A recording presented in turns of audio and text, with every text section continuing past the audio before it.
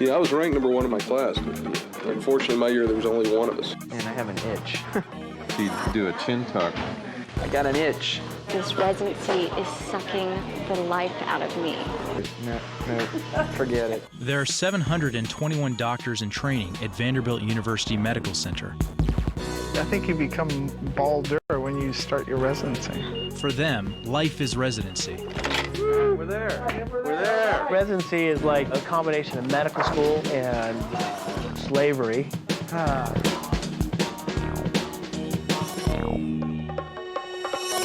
Saving lives.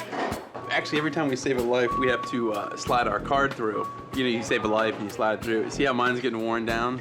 A lot of cards, a lot of life saving. I guess you could have kind of equate me to George Clooney. When you say George Clooney? Yeah. Drama, I have a lot of drama. He saves lives. You've seen it on TV before. Everyone's seen it on TV. I think better than saving lives is that I'm trying not to kill anyone.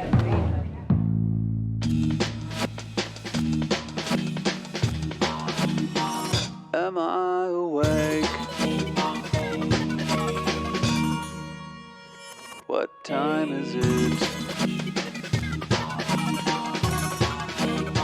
When I get through this day, can someone tell me how? Then how much longer now am I awake? I ate dinner and I was rented Minority Report. We were gonna sit down and watch a movie and I get paged. Like, what a life.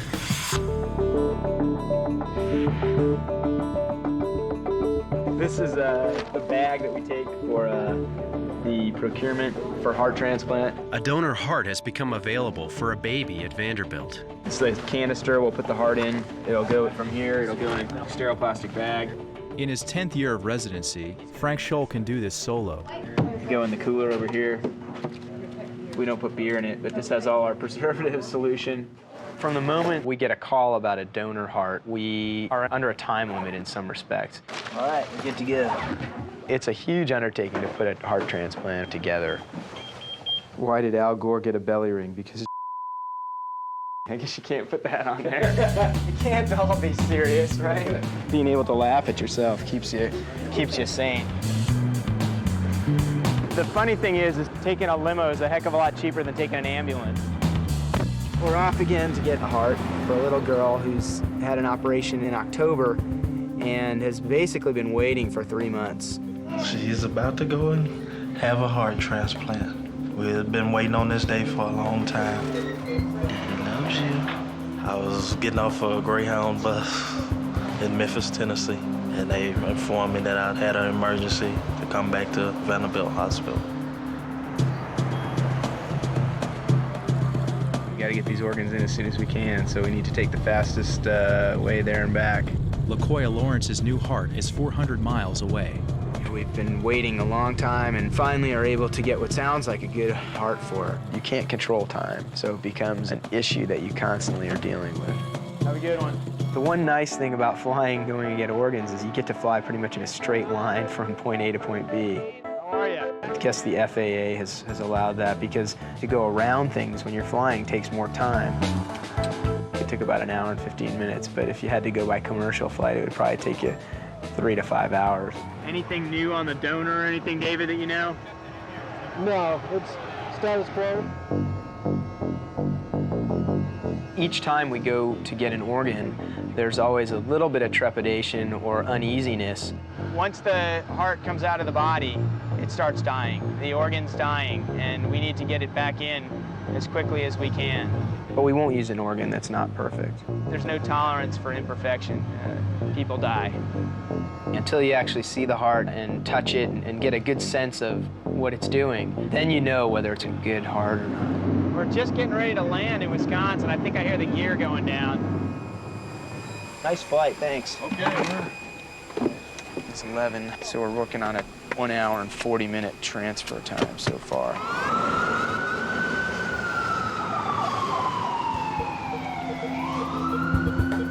Okay, well, let's just figure out for a minute.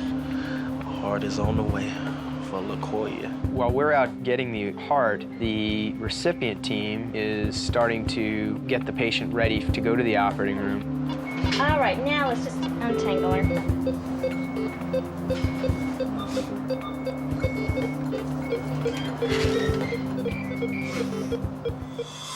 Look what residency's done to me, but you know, I only have 1 month and 19 days and 6 hours, and I'll be cured. Justin, what do you think of residency? What do I think of residency? Hell. Just kidding. These are the charts for tomorrow's surgery, 14. Yeah, we have 14 cataract surgeries tomorrow. I don't want to slam Vanderbilt, but man, I'm sick of this place.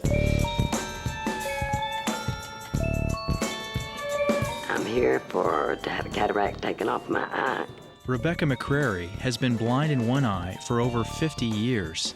I had an eye injury when I was 4 years old. I cut my eye with a piece of glass, and I've been mostly blind in it all my life, so. It's my Mila, and I want to be there with her. Yeah, my little nurse over there, she's a big help to me, she sure is. Great, how you doing? I'm all right. Good, I'm all good. right. She has this big cataract. Her pupil, which is, you know, the circular part is irregular, pulled off to the side. She's not seeing well.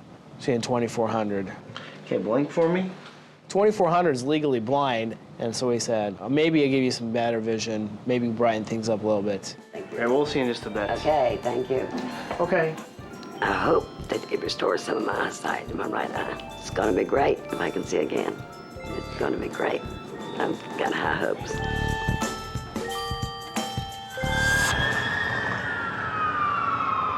We're on our way back to the plane. We'll get on the plane to fly back to Nashville.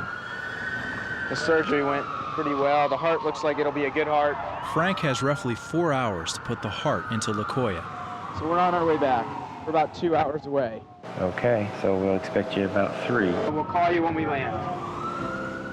We're under the gun in terms of getting back in a short period of time, and the clock's ticking. I know everything's gonna be fine. She's a little fighter, but she's gonna be fine.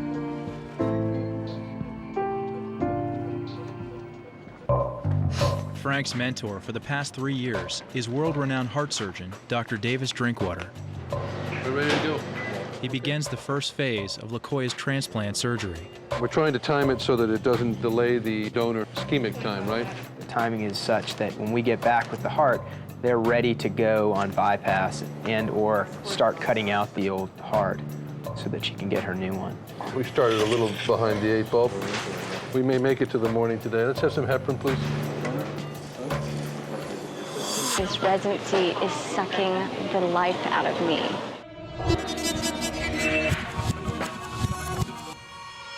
I'm nowhere near good. You know why? Because I'm an intern, and interns suck by nature. I'm a first-year resident, which means I'm an intern. As part of our OB-GYN residency training, we all, as interns, spend 2 weeks in the ER. 2 weeks, 2 months. It's day...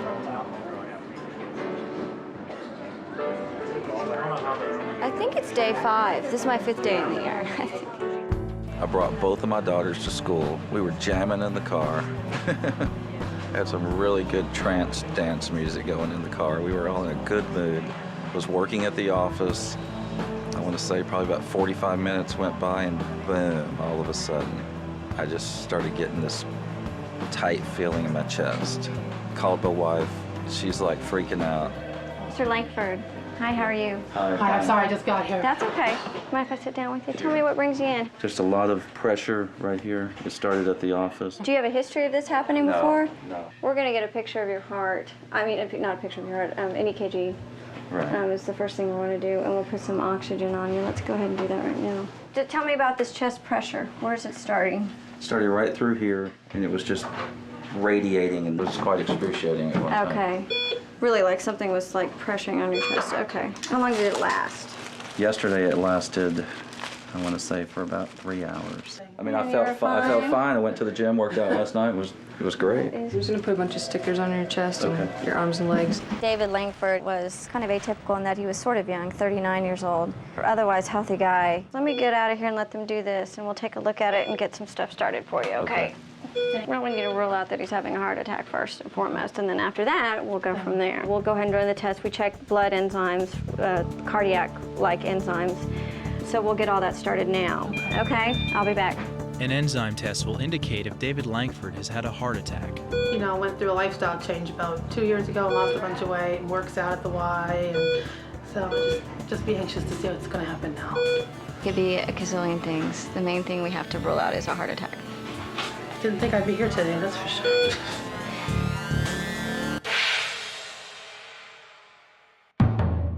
Cataracts is the lens of your own lens gets thick and gets opacified from various causes, so the light doesn't get in. I'm gonna put another little sticky drape on your eye here, okay? Down here. Justin hopes removing Rebecca's cataract will help her see. Well, I like taking my shoes off. It's a good thing about ophthalmology. You can take your shoes off here. Little numb and drop there. Cataract surgery, no doubt about it, is fun, and it's very satisfying. So we're gonna give you a little numbing medicine here, okay? Justin, can you see that she's got some iridocorneal adhesions right where you're about to make your incision?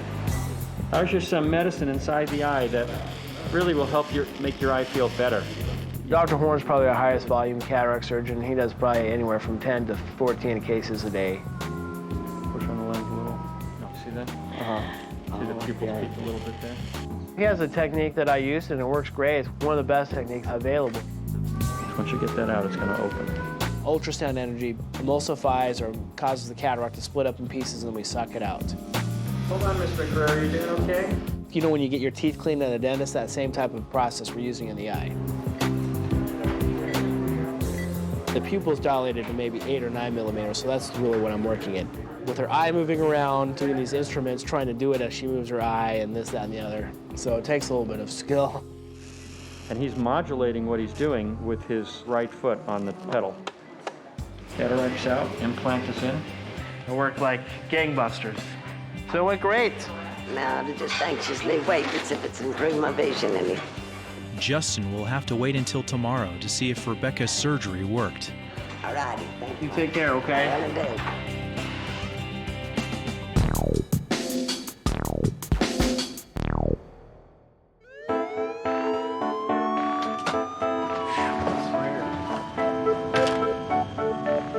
That, you know, the adrenaline rush goes up, and then you hit that low. So now it's time to charge up, get some food, get some sleep on the way back, and then get ready to go put this thing in. One of the first rules in surgery that they teach you in your training is sleep when you can.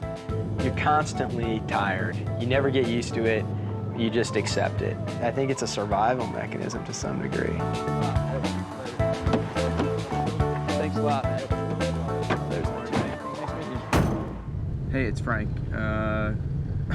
We landed. 10-minute warning? I'll call him 10 minutes out. That was a 10-minute.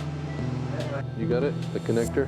We're putting a cannula into the aorta, eventually into the veins so we can go on bypass. Keep it going.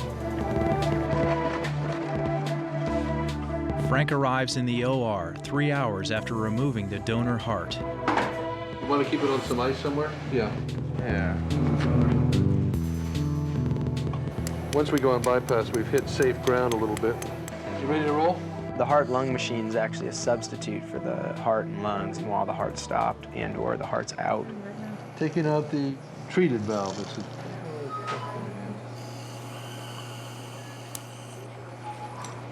Heart. One more, please. We'll do it. It's pretty hard. We're just going to start with a suture now. Make a new septum, really, and put that in the left atrium. There's no guarantee that any of this is going to come out in a good way. We know the good Lord will watch out over, and everything is going to be all right. She's gonna be fine.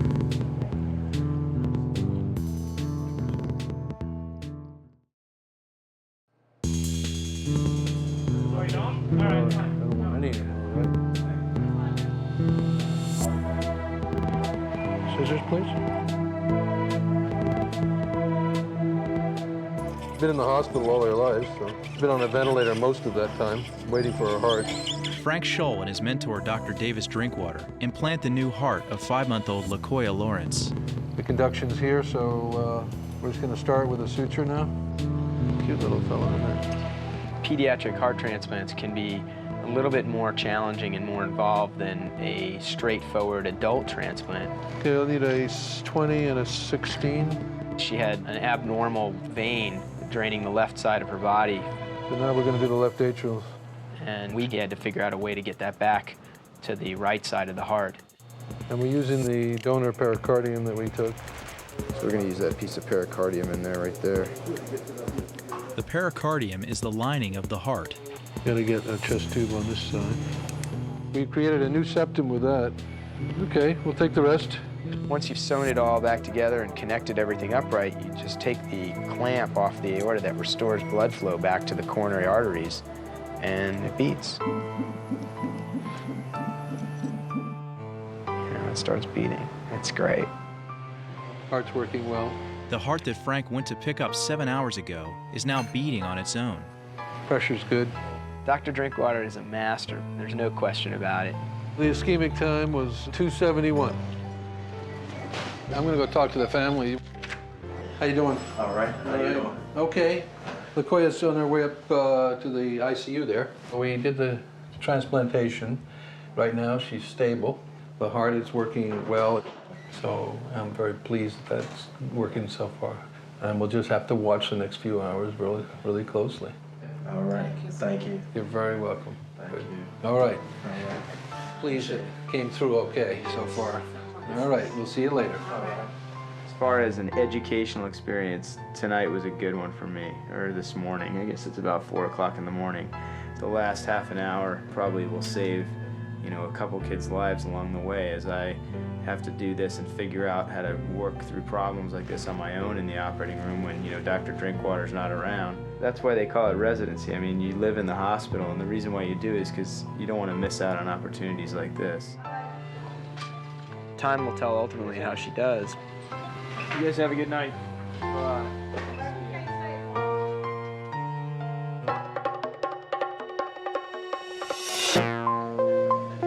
Yeah, the pain's gone. Is it? The results of David Langford's heart test are in. First set of enzymes is actually positive for ischemia, some sort of heart attack. I'm gonna go tell him right now. Hey, so your lab work came back, Okay. and it looks like you've had a heart attack. Oh, really? Really? What we're gonna do is have cardiology come talk to you. What they'll probably gonna wanna do is what we call cardiac catheterization. I think they go through one of your arteries in your leg, and they just basically go with radionuclear dye and imaging. They can see what your heart vessels look like and if they're blocked. Do you have any questions for me? You're probably kind of in shock. No, I am in shock. Well, I'll give you a few minutes to kind of... I feel awful. Such a great guy. He's such a great guy. Oh, he's just awesome. But they're in shock. Hopefully they can fix it and, like, you know, put a stent in or Get something. back out there and run it again. I mean, he went and worked out after it. He could have been at the Y tonight and worked out and would have been over. I think that's more the reality of it. I just think what would have happened if we didn't tell my girls that would have been the hardest thing in the world. So this was nothing.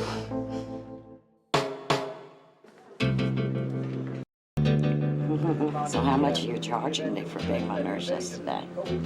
5? I hope that's one bill. Rebecca McCrary, you can come back.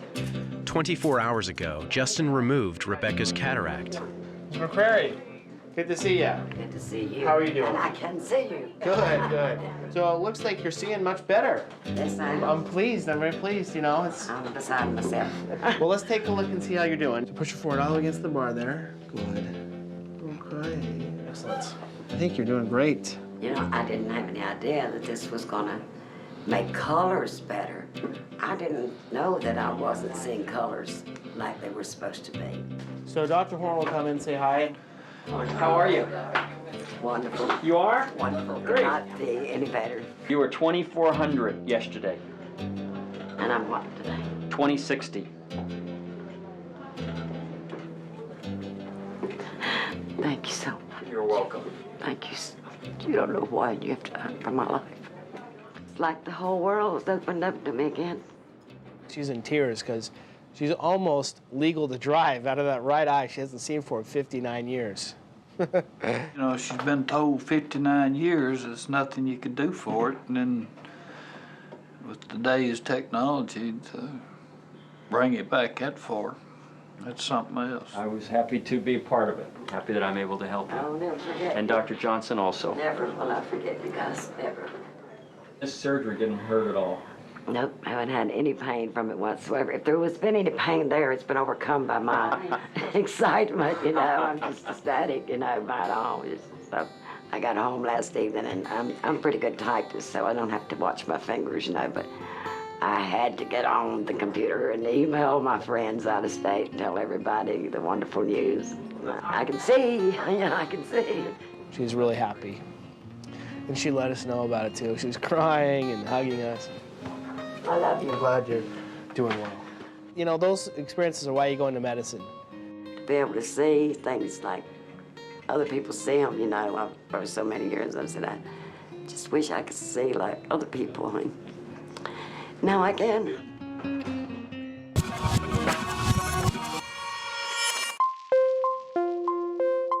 Just be anxious to see what's gonna happen now. It's just a lot.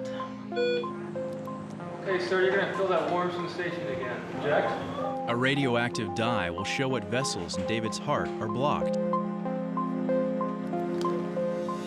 When they go to the cath lab, they look at his arteries and they see that they're clear. They're completely empty of any sort of blockage or plaque. Instead, he had spastic vessels that were closing and they were spazzing. They were just, you know, like a muscle spasm. Let me write these labs. Oh, I think she wrote them. Do you know where he is?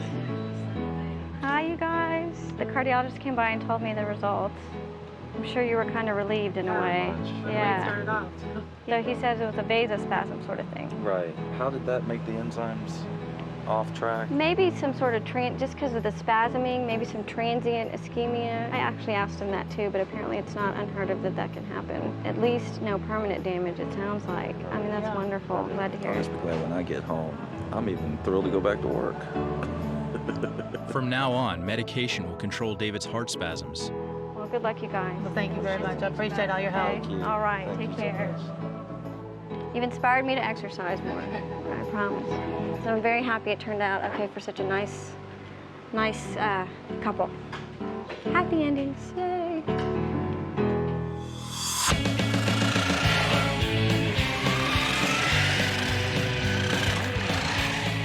It's much more exciting than trauma. 100% pure adrenaline, just in a smaller form.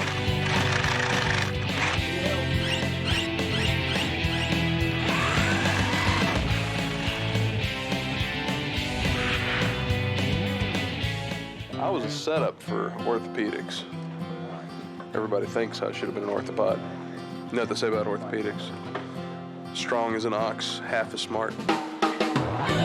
Dr. Jim Bob Falk is a fourth-year surgical resident rotating through the trauma service this month. Got strong femoral pulses. Can you wiggle your toes for me? My name is Jim Bob Falk. I work for Waste Management. And just kidding. You know, it's a great thing about having a name like Jim Bob. People just don't expect much. I'm from the little town of Sulphur, Louisiana. Is he talking to you up there? On trauma, they hit the door. You either go to the operating room or you don't, and it's kind of exciting. 39-year-old motor vehicle accident, flail chest, left side, closed head injury, 100% SATs, 137/73, with life flight nursed. A family of three was passing on a two-lane highway when their car spun out of control and plunged into an embankment. Well, as with our usual, we'll start with the airway. I don't know which one this is. We're gonna get him out here. The parents, Ricky and Paulette Roan, are the first to arrive. Well, he's not intubated. He's not intubated. They've had trouble intubating him. Ricky is coughing up blood and can't breathe. Let's get out behind the helicopter here. The car that Ricky Roan was in was on the bottom, and another car kind of landed on top. Paulette, what is important right now is for you to take care of you. Paulette is less critical. I'm right behind you. I'll take a look. You got the suction? There was some concern about the husband coughing up a lot of blood, and they were concerned about his airway. Get ready to intubate him. Jim Bob must insert the breathing tube quickly, or Ricky could choke on his own blood. What can you see, Jim Bob? I can only see the back of the cords here. With all the blood that was in there, if you can't see the cords, then you don't know for sure that you're putting the tube through the cords or down the esophagus. It's not going through the cords.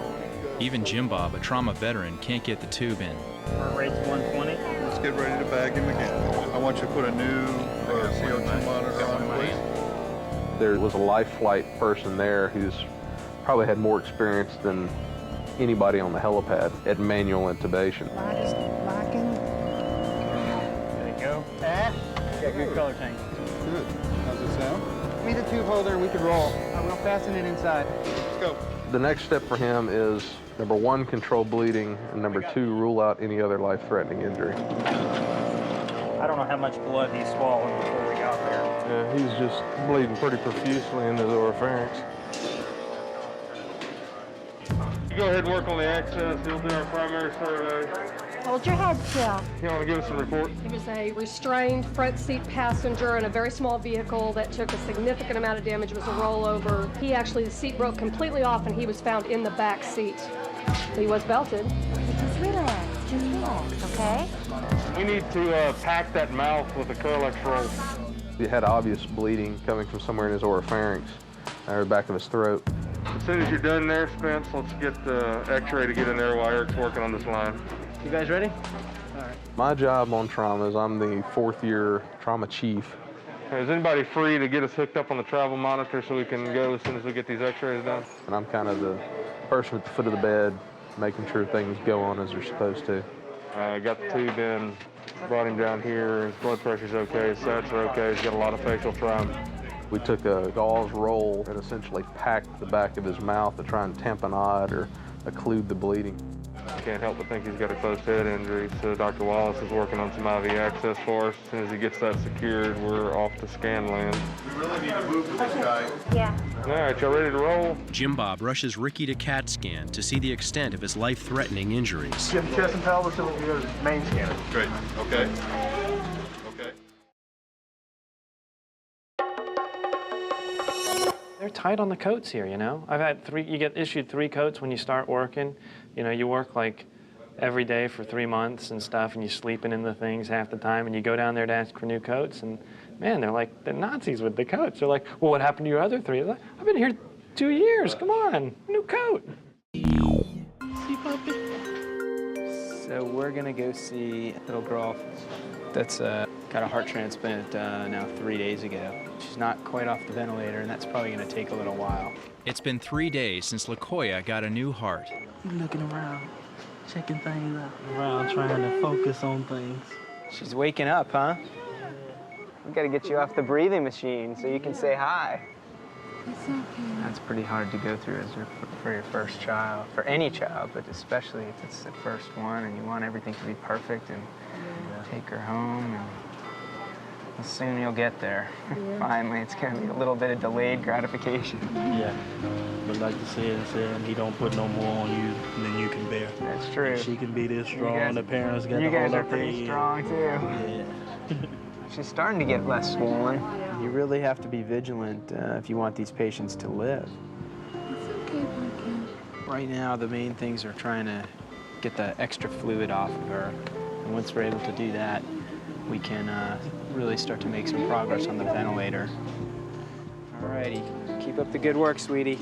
The one thing that can really get her into trouble is if she gets a bad infection right now. We'll be monitoring her closely for signs of that.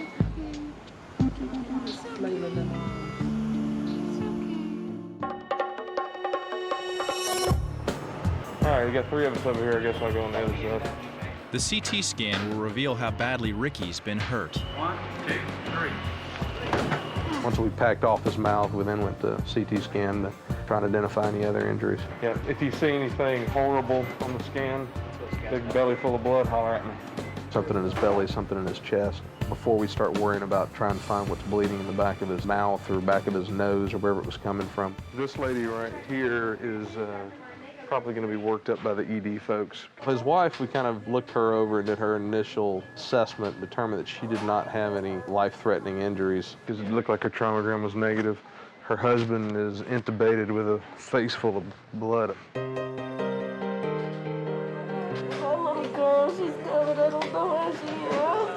Sweetheart, they're not gonna let anything happen to her. I'll try and find out for you, okay? Ricky and Paulette's daughter, Misty, is the last to arrive. Can I borrow the stethoscope in your pocket? She was found unresponsive at the scene of the accident. She was 140 systolic. We're highly suspicious for a head injury. We'll go ahead and finish up our primary survey, get some access here, and we'll find out what the story is. 38/90, got them on her right arm.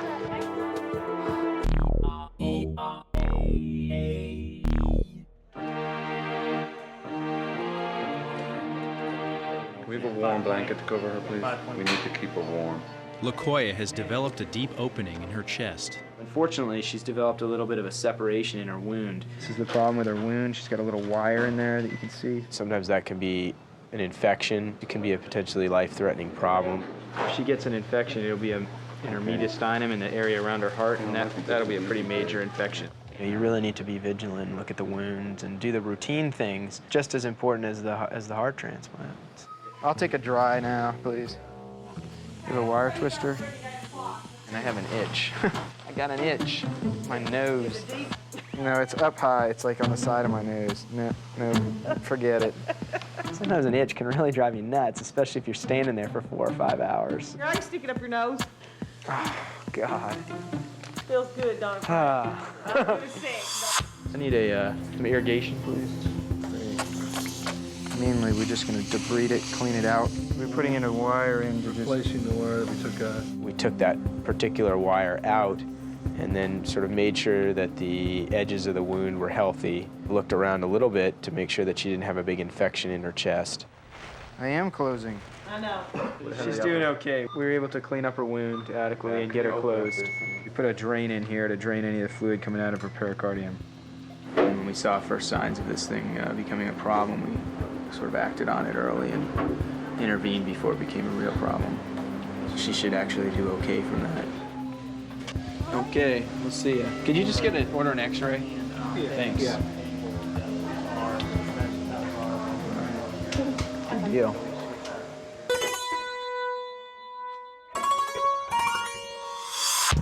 There's a skull base fracture right there. The radiologist looks over Ricky's CAT scans. So it looks like face, skull base fractures, and the thinnest, perhaps small extraaxial collection right there. Okay. I'm just gonna let the big bosses know what's going on with him. So our guy who's about to go upstairs. Got a scapular fracture, a basilar skull fracture, and a bunch of facial fractures. Chest and abdomen negative. They looked all right. Ricky's bleeding is only from a small cut in the back of his throat, but he'll have to stay in the ICU. We have good color change on the end tidal. 140 systolic. We're highly suspicious for a head injury. You got great bilateral breath sounds. You got strong femoral pulses. Well, our ABC seemed to be intact. She's got a good pulse and a good pressure. We'll go ahead and finish up our primary survey. Go ahead. So what'd you get up on her head? She's got vomitus across the side of her head. So far, we've got an intubated lady with really no signs of external trauma.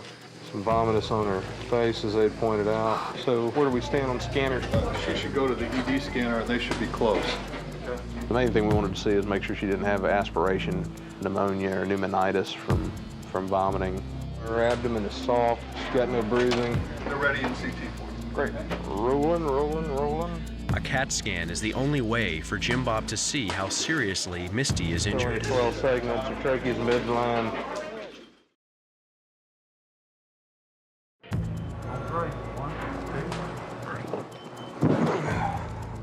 Last blood pressure, do you know? It was excellent. It was like 130/70. We'll work with it and see. Okay. Jim Bob waits to see the results of Misty's CAT scan. Is that a tongue stud? Yeah. She didn't look like a tongue stud type of person. Then again, Is there a requirement? I haven't done exactly what you call a study on tongue ring presence in the intubated unconscious patient population. But, you know, there is a very high percentage of... It's a little dot. She got Ooh, that's a big dot. Ooh, that's a bad one. Oh, my goodness. Oh, my goodness. She's got some shear hemorrhage in her brain and some not so good areas. Blunt trauma is so frustrating because all these patients come in, they're sick as stink, and rarely do they have anything you can operate on, fix, and make better. So PG and I are looking for something we can operate on. We want something to fix. Dadgummit. I would much rather them have a nice, gigantic, open femur fracture than I would that tiny little dot in the head. Now, actually, I've got, it looks like just an isolated traumatic brain injury. You can operate on that huge open femur fracture, and they will actually recuperate from that very quickly. I'm not seeing much else on the CT scan. Thanks. But that tiny little dot in the head usually means they're going to spend some time in rehab, and neurologically, we'll have to just give it time and see. Here's her only injury is a traumatic brain injury. It's actually a pretty bad traumatic brain injury, but nothing that can be operatively fixed. Let me go see if I can find my coat down here somewhere now. What would really top it off is if somebody stole my Pom Pod out of it. Ooh. Yeah, that would top it off. When I get through this day, can someone tell me how? My God, how do you open these things? Oh God, what is on this thing? Oh, jeez. This person sounds really interesting. Hey, Troy, this person sounds really interesting. Came in today with vaginal bleeding. 28-year-old Sonia McAllister is 15 weeks pregnant. I actually felt the blood coming down. Is she just on her period, or? Yeah, she started to bleed on Thursday. Just hope things are okay. No, I'll do the pelvic if you want. I'm Dr. Lamar. I'm gonna do the pelvic exam. So we're gonna stick your butt up on this bedpan. And it's not comfortable. I know, but it'll be quick. That's my fingers on the outside, okay? You're just looking to see if the bleeding's coming from the opening of the cervix. Just relax. Or if the bleeding's coming from a laceration or something, if there's some sort of infection or irritation. We're just gonna take some samples of your cervical cells. Just relax. Is it crampy? Tickle. Tickles? Yeah. I've never heard that before. Okay, I'll be back. What number baby is this for you? 2. I'm gonna need you to hold your belly up like that. What baby do you have at home? She's almost 7. 7? Far apart. Yes, very. The worst case scenario would be that she's losing the pregnancy or that she's lost it. That's the first thing you have to rule out. The only problem with this ultrasound, because it's so staticky, sometimes you can't see the heart motion. It's too fuzzy. Rachel can't see a fetal heartbeat on the portable ultrasound. So we'll put a formal one in and you'll get the big, exciting one with the pictures and all that stuff. Sometimes these things just happen, sometimes it's something wrong with the placenta, sometimes it means you're losing the baby. These are all options. So we need to get the formal ultrasound to make sure that everything else is okay with the baby and there's nothing wrong with the placenta and all that stuff. Okay? Just hope things are okay. I don't know. It's probably going to be totally normal. I'm just telling you. I'm a first year with this, but I just would have preferred to see a little bit more movement, and I couldn't really see your heartbeat well, but you could see how staticky it was. I don't know. It'll be fine, I'm sure. I don't panic yet.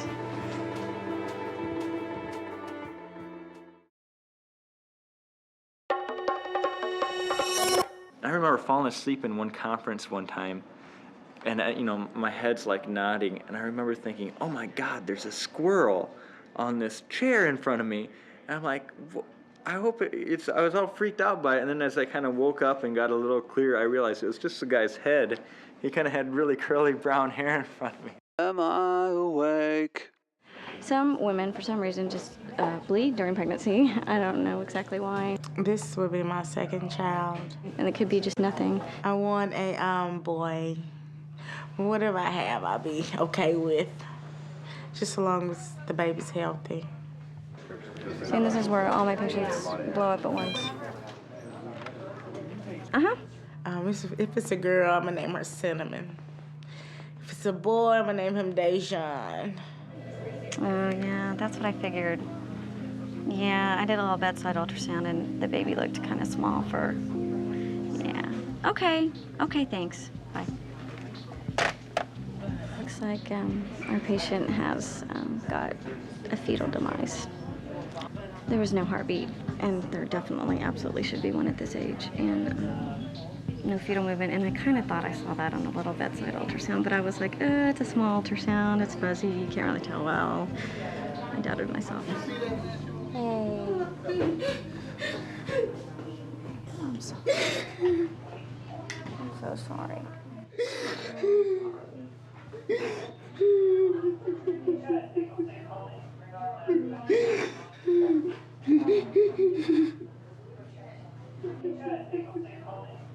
What are you all gonna do? Well, it's kind of up to you, okay? You'll need is what we call D&C, dilation and curettage, and that's when we just go and we scrape the tissue out. It is not emergent. If you want to go home and get your stuff or come back tomorrow, maybe do it, we can schedule it this week, give you some time to kind of, come to terms with everything, or if you just want it out right now, I can call OB and tell them and they'll be done right now. So it's kind of, if you don't want to. Is it painful? No, you'll be put under anesthesia, so you will not feel anything. Do you want to wait and someone like your mom or someone can be with you, or do you want to just get it done now? I really did want to just get it over with. Okay. So let me call them and I'll get them down to come talk to you. Thank you. And we'll get you all set up, okay? Okay. Thank you. I think empathy is a challenge, and I think it's something we should all strive for in order to be better doctors, so I try. I don't blame her, it's awful.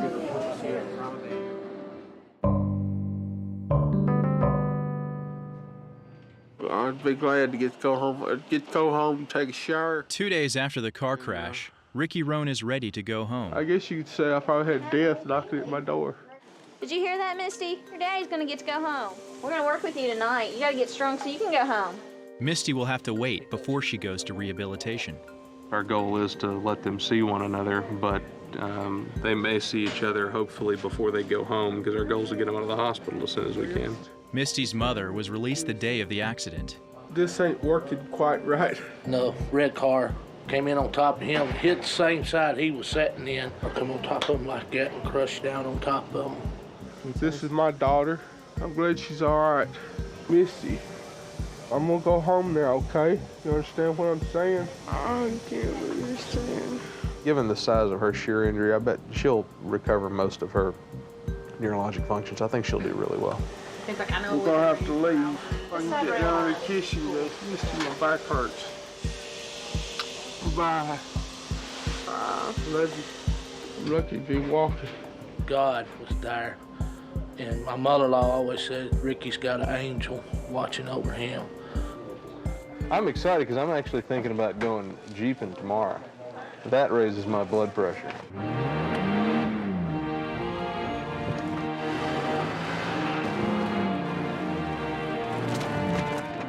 All right, who put this tree here? I can't define what a redneck is, but if jeeping is considered a redneck hobby, then I'm a redneck jeeper, and my day job is I'm a doctor. It's hard to believe that you can actually, get an adrenaline rush going up something so slow. Most fun you can have going 3 miles an hour. Going up!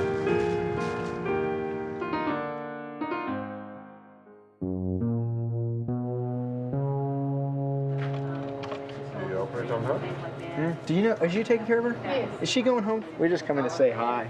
How you doing? We heard rumors that y'all were going home, so we wanted to come by and say hi. Hey, sweetie. 7 weeks after Frank gave LaKoya Lawrence a new heart, she is going home. You are so cute. She looks great. One of the reasons why I love pediatric and congenital heart surgery so much is that you do have a chance to make a significant impact in people's lives. She looks awesome. Get them from being very, very ill to getting them well, and even to giving them a new lease on life sometimes. And that's a pretty rewarding feeling, especially when it's a small child. Bye, LaKoya. She is my true blessing, though. Wouldn't trade her for nothing in the world. I would expect that you'll have a pretty normal childhood and grow up and be able to be active and keep up with the other kids. Okay, we're going. We hardly ever get to see them this far out from transplant, so because usually they're home and doing well, and so it's pretty rewarding to see them when they're like this. It's, you know, it makes getting up in the middle of the night all worthwhile.